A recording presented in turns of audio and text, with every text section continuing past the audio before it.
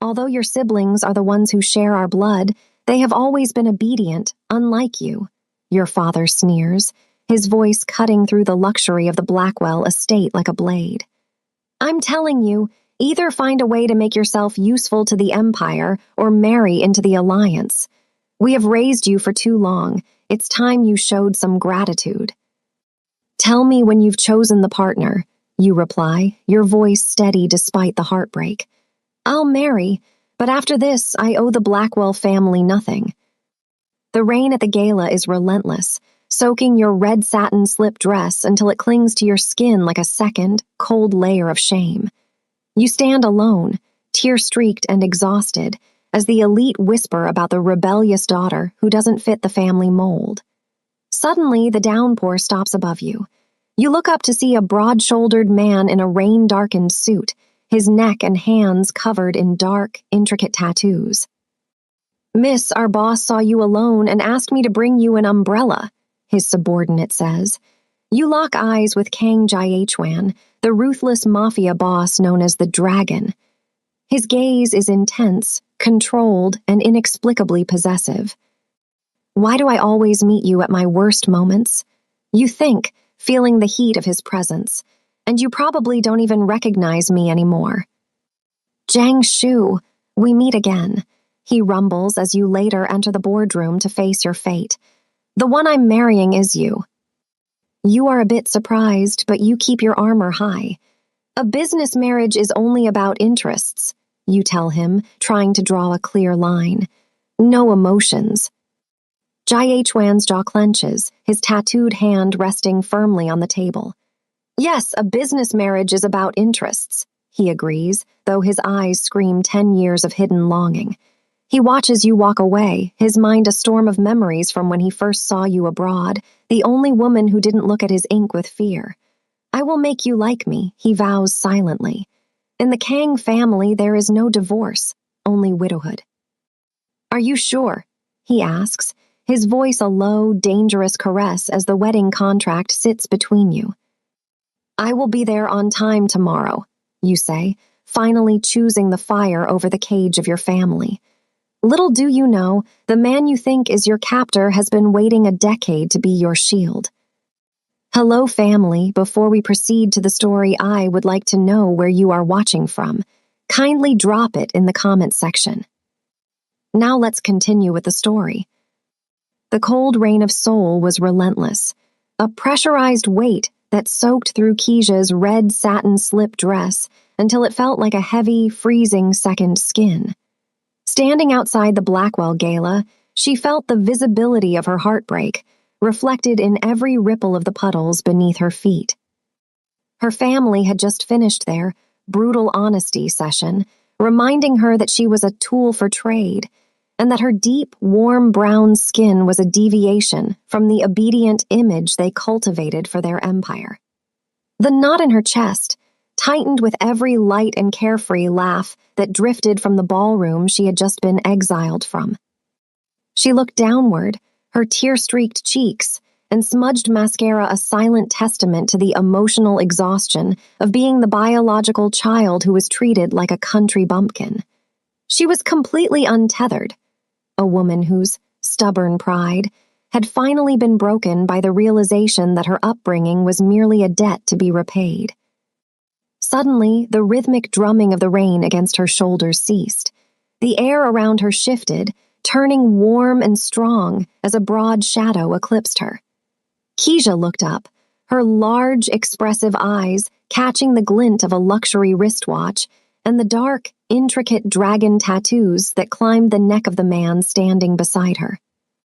Miss, our boss saw you alone and asked me to bring you an umbrella, a voice said, but Keisha's focus was entirely on the man behind the gesture. Kang Jaichwan stood with an intimidating stillness, his narrow, focused eyes locked onto hers with a possessive and protective intensity that made the electricity in the air hum. He was a predator at rest, his broad shoulders shielding her from the city's noise. Keisha's body language remained tense, her posture suggesting she felt trapped but not weak. She didn't know this man, yet his presence offered a calculated calm, she had never received from her own blood. When he reached out, his tattooed hand hovering near her shoulder in a gesture of restrained emotion, she felt a breath-catching jolt of recognition. "Why do I always meet you at my worst moments?" she whispered, the words slipping out before she could draw a clear line. She searched his intense expression for the cruel mafia boss the rumors warned about, but she only found a man who seemed to be reminded he was worth saving by the mere sight of her. Jai Chuan's jaw clenched, his calculating precision warring with a warmth he felt radiating from the woman in the ruined red dress. He didn't speak. He didn't have to. The emotional message he sent was clear. He owned the world, but he couldn't control the visceral urge to anchor her in the storm.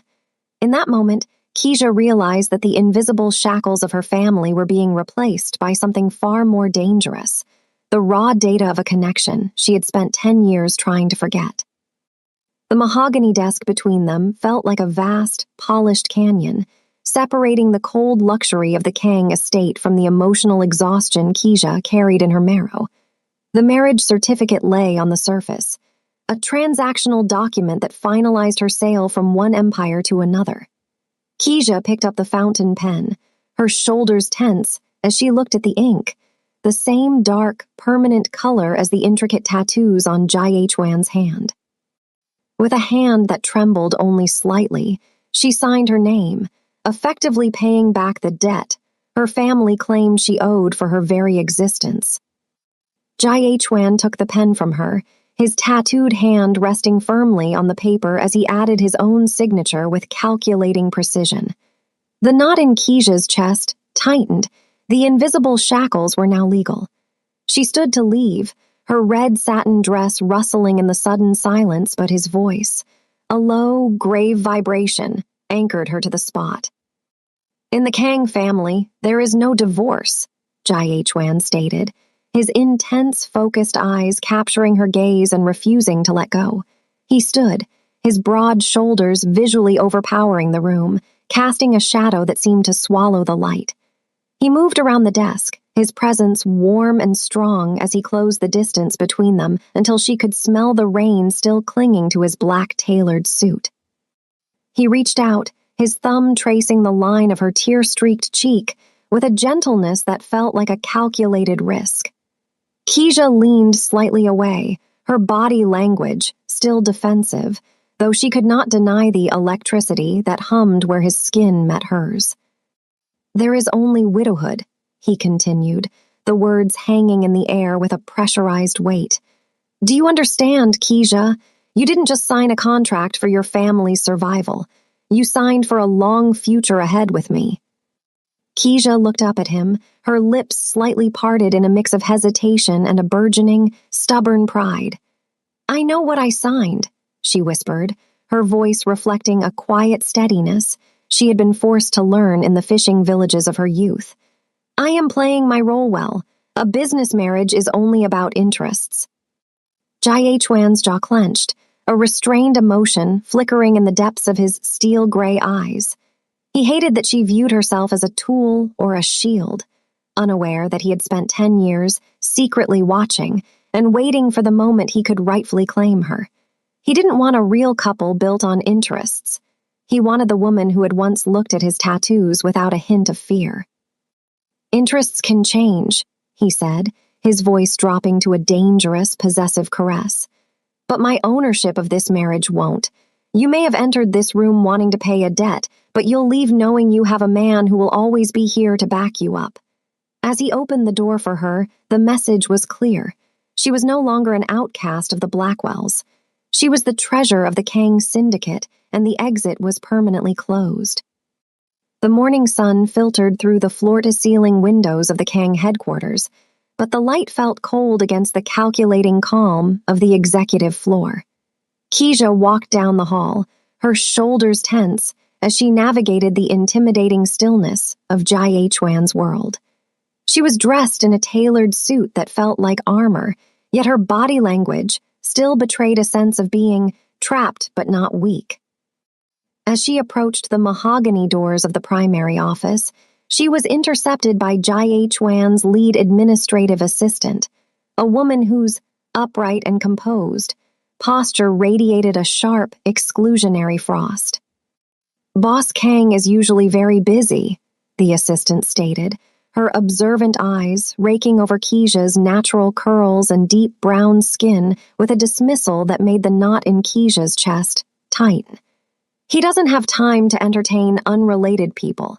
If you're here about the Blackwell merger, you can leave the files with me." Keisha paused, her lips slightly parted in a mix of hesitation and the stubborn pride she had cultivated in the face of her family's disdain. "I am his wife," she said, her voice a quiet steadiness that refused to waver. The assistant let out a short, incredulous breath. "Madam, Boss Kang's marriage is a business alliance only about interests. You are a tool for his expansion, nothing more. Now, please move aside. I don't like others touching his things." The heavy office doors swung open with a pressurized weight, and Jai Chuan stepped into the hall. His intense, focused eyes immediately locked onto Keisha, his jaw slightly clenched as he sensed the electricity of the confrontation. "What is the problem?" Jai Chuan rumbled, his voice a low, grave vibration that commanded instant silence. "Boss, I was just reminding this lady that you don't like to be disturbed by outsiders," the assistant said, her tone shifting to a practiced, obedient cadence. Jai Chuan's gaze shifted to the subordinate, his narrow, focused eyes turning as sharp as a blade. He moved toward Keisha, his broad shoulders visually overpowering the assistant as he placed a tattooed hand firmly on Keisha's shoulder. The possessive nature of the touch sent a breath-catching jolt through the room. "You were wrong," Jai Chuan stated, his calculated precision making the words feel like a final sentence. "My things are hers to handle. My schedule is her responsibility. If you cannot recognize the madam of this house, you have no place in this company." The assistant's face drained of color, her protective alertness failing her as she realized she had crossed a line that didn't exist for anyone else. "Boss, I didn't mean to. It was an accident." "Go to HR and resign," Jai Chuan cut her off, his dominant authority absolute. "I told you once, in the Kang family, we won't take that kind of disrespect anymore, especially not toward my wife." As the woman hurried away, the silence in the hall was heavy with the raw data of a power shift.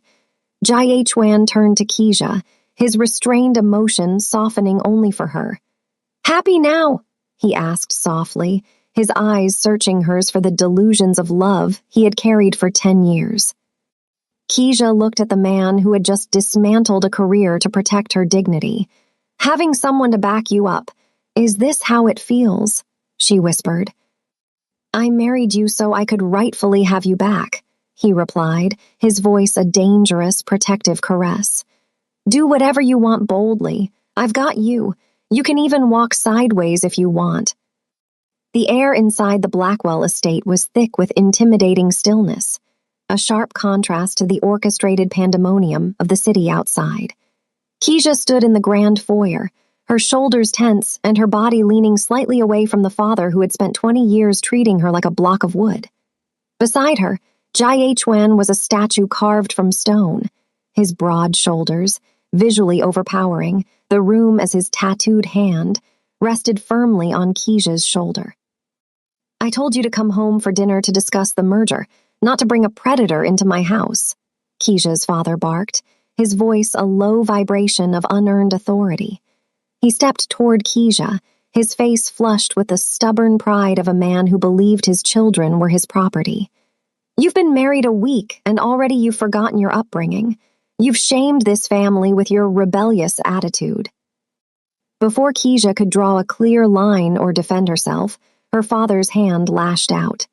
The sound of the slap echoed through the marble hall, a pressurized weight that seemed to stop the very flow of time.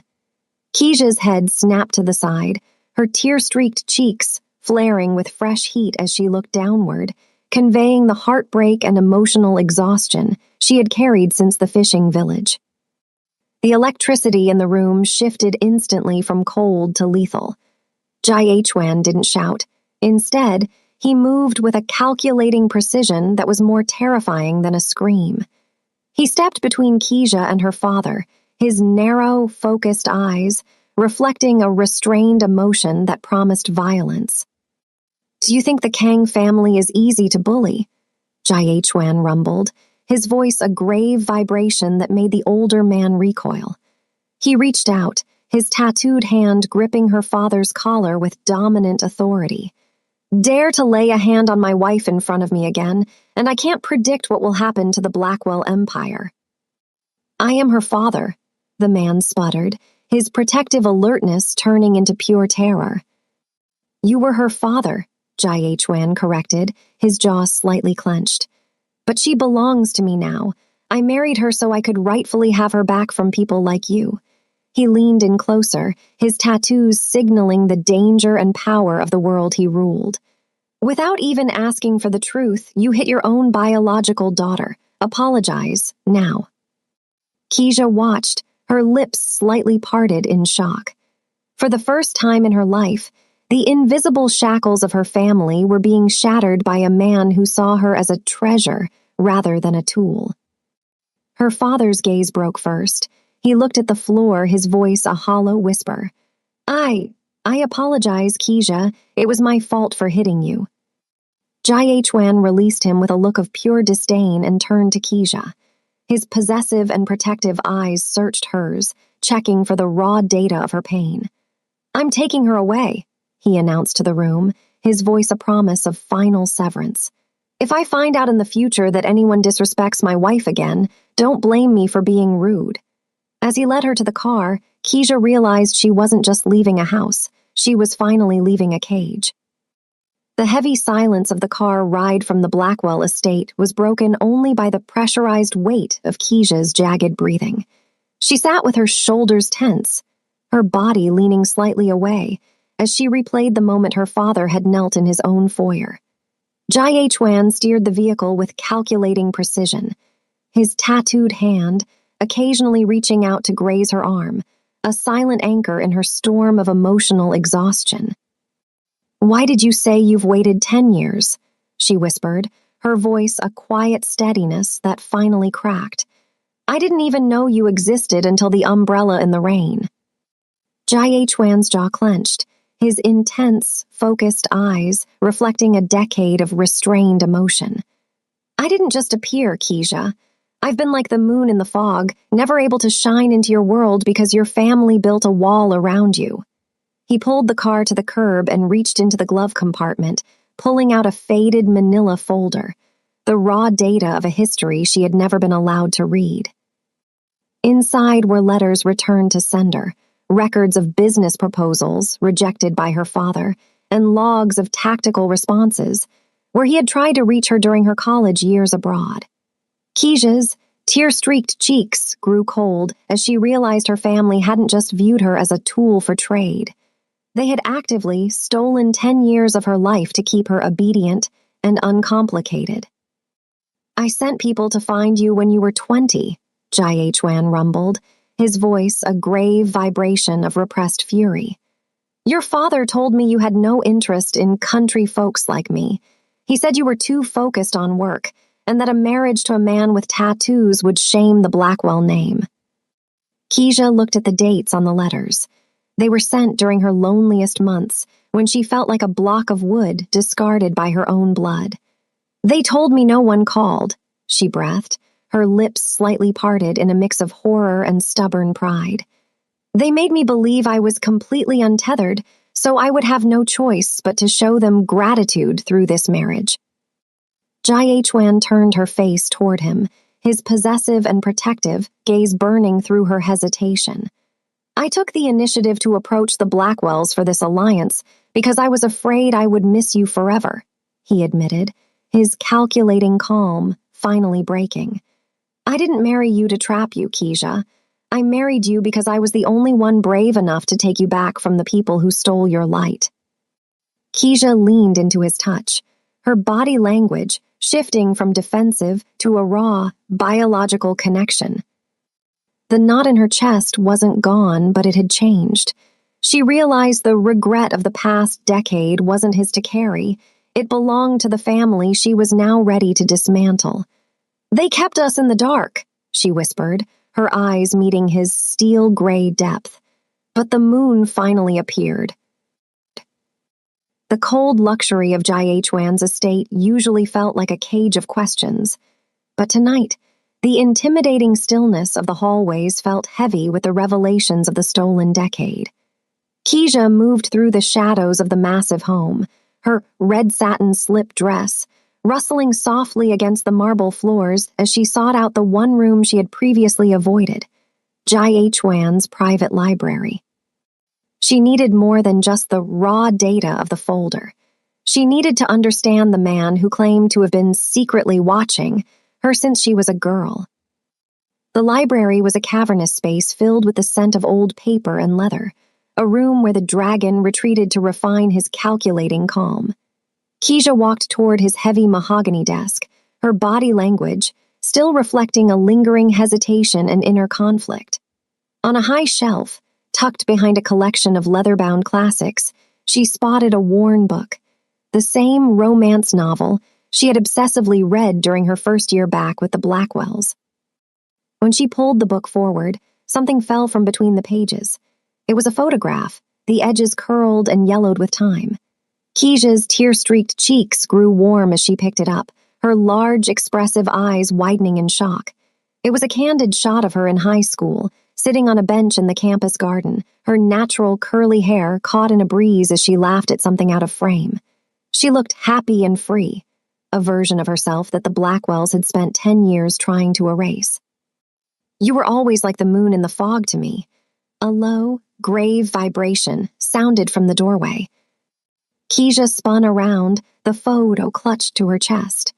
Jaichuan stood there, his broad shoulders visually overpowering the entrance, his restrained emotion visible in the way his tattooed hand gripped the doorframe. "I used to go to the library back then just to secretly watch you sitting there," he admitted, his intense, focused eyes fixed on her with a possessive and protective light. "I was a senior when you were just a sophomore. I didn't dare to disturb you or reveal my feelings because I was afraid of causing you trouble with your family." Keisha looked from the photo back to the man she had been forced to marry. The knot in her chest finally broke, replaced by a biological connection she could no longer ignore. He hadn't just bought her. He had cherished a ghost of simplicity for 10 years while she believed she was completely untethered. "You kept this for 10 years, she whispered, her lips slightly parted in disbelief. "I kept it to remind myself what I was fighting for," Jaichuan replied, crossing the room with calculating precision until he stood directly over her. He reached out, his tattooed hand resting firmly on her shoulder, anchoring her to him. "I told you, Keisha, I married you so I could rightfully have you back. I've been waiting for this long future ahead since the first time I saw you smile." Keisha leaned her head against his chest, her shoulders tense no longer. The red satin of her dress was a symbol of the debt she had paid, but the man holding her was the treasure she had never expected to find. The grandeur of the Kang family banquet hall was a pressurized weight of crystal chandeliers and whispered malice. Keisha moved through the crowd, her red satin slip dress, a bold streak against the sea of conservative black silk, her natural curly hair framing a face that still bore the hesitation and inner conflict of a woman transitioning from a tool to a queen. Beside her, Jaichuan was a statue carved from stone, his broad shoulders visually overpowering anyone who dared to linger too long in their personal space. The electricity in the room shifted when Nangsen, Jaichuan's scandalous ex-girlfriend, appeared from the shadows. She wore a look of calculated calm, moving through the guests like a lingering spirit intent on sowing discord. "You don't really think he married you for love, do you?" Nangsen whispered as she cornered Keisha near the balcony, her voice a low vibration of spite. "Aji needs a wife on paper to appease his family. You're just a shield, a country bumpkin used to fill a vacancy." Before Keisha could respond with her quiet steadiness, a commotion erupted at the top of the grand staircase. A man Keisha barely recognized, a senior from her college years, was being shoved forward by Nankson's associates. "Look at the Blackwell daughter," a guest jeered, the social shamming spreading like wildfire. "Having an affair with another man at her own husband's banquet hall." Keisha's tear-streaked cheeks grew pale as she looked at Jai Hwan, her body language, tensing as the invisible shackles of her family's reputation seemed to tighten again. Nankson smirked, believing she had finally scared her into a widowhood of social exile. But Jai Hwan did not react with the impulsive rage the crowd expected. He stepped forward with calculating precision, his tattooed hand resting firmly on the small of Keisha's back as he pulled a recording device from his pocket. His narrow, focused eyes swept the room with dominant authority, silencing the whispers. "In the Kang family, we don't believe in coincidences," Jai Hwan rumbled, his voice a grave vibration that commanded the room. He played the recording, a tactical response he had prepared the moment Nankson had re-entered the country. The audio was clear, Nankson promising a promotion to the senior if he helped frame Keisha to get her kicked out of the Shan family. The status irony was immediate. The monster the guests feared had proven to be the only man in the room with pure intentions. Jai Hwan turned to the security detail, his restrained emotion turning into a final sentence. "Send her abroad again," he commanded, his jaw slightly clenched. "And never let her come back." He turned back to Keisha, his possessive and protective gaze searching hers. "I told you I've got you," he whispered so only she could hear. "You can even walk sideways if you want." The knot in Keisha's chest finally unraveled as she realized that the regret of the night wasn't hers. It belonged to everyone who had underestimated the dragon's devotion. The pressurized weight of the Blackwell Empire's collapse felt like a physical chill in the air as Keisha stood in Jai Hwan's office, watching the final stock reports flicker on the monitors. Her biological family had come to the dragon's doorstep not with love, but with a vicious demand for a bailout, blaming Keisha for the very bankruptcy Jai Hwan had orchestrated to free her.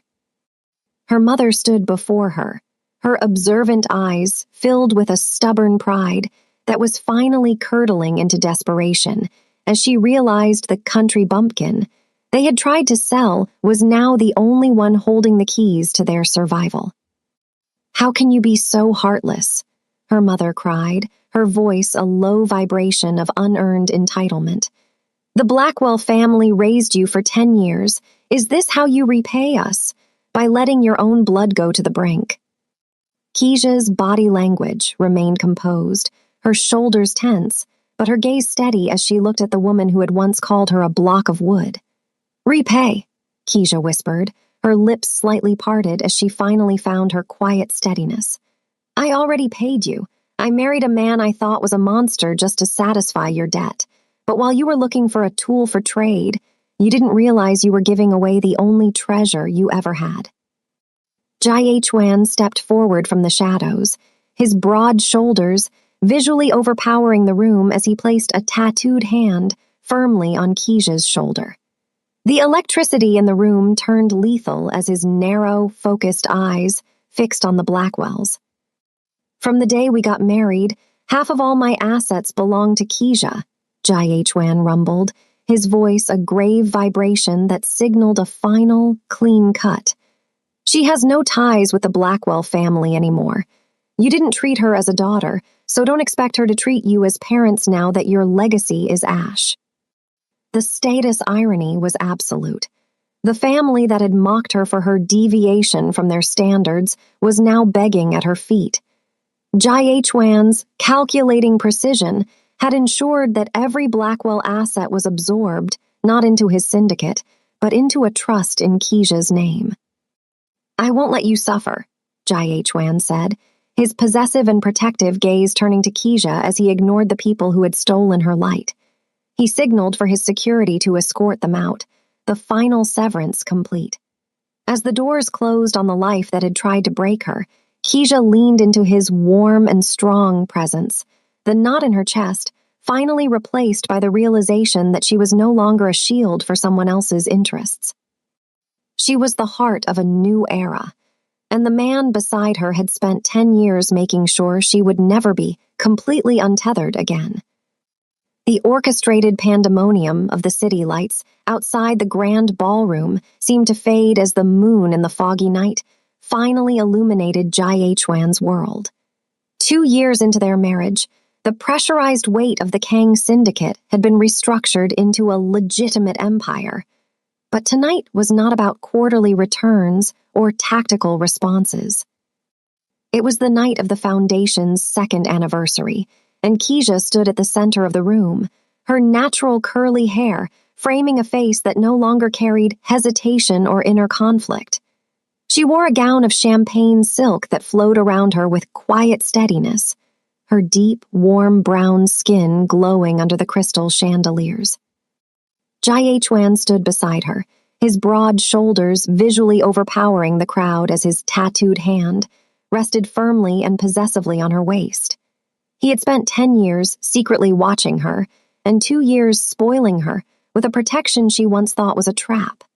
But as he looked at her, his narrow, focused eyes held a restrained emotion that even the most elite guests could recognize as warm devotion. He stepped toward the podium, his voice a low, grave vibration that commanded the room's absolute intimidating stillness. 10 years ago, I believed that power was a weapon meant to keep the world at a distance, he rumbled, his Chinese letter steel, gray eyes fixed solely on Keisha. I believed a business marriage was only about interests, no emotions. I was wrong. My wife has taught me that the only legacy worth building is the one that starts and ends with her.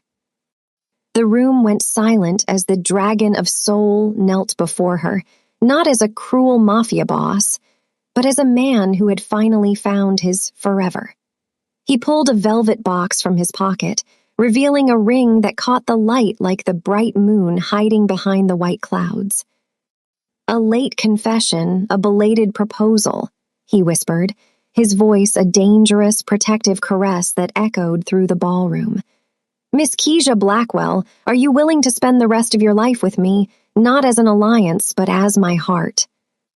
Keisha's large, expressive eyes shimmered with a mix of stubborn pride and raw biological connection. The knot in her chest was gone, replaced by the realization that she was the treasure he had always intended to keep. Yes, she whispered, her voice a quiet steadiness that reached every corner of the room. As he slid the ring onto her finger, the invisible shackles of their business marriage were officially traded for a real partnership. The applause was a pressurized weight of approval, but they were already in their own world. For 10 years, she had been his moon in the fog, and tonight, the storm had finally stopped. They were no longer just husband and wife. They were finally, irrevocably lovers.